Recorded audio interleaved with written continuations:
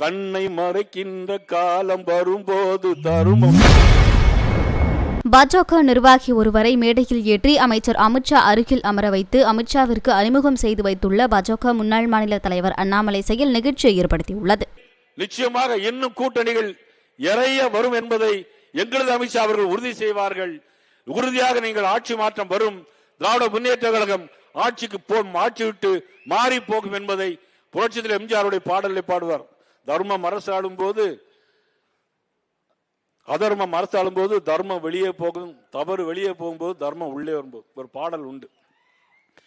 கண்ணை மறைக்கின்ற காலம் வரும்போது தருமம் வெளியேறலாம், தருமம் அரசாளும் சமயம் வரும்போது தவறு வெளியேறலாம்.